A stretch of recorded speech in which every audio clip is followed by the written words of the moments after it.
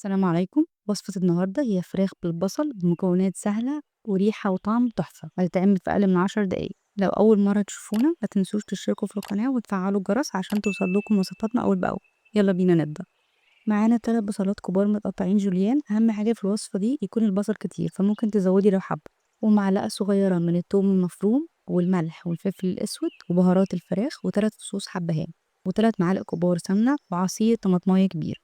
أول حاجة هننزل بالبهارات كلها والثوم مع البصل ونقلبهم كويس.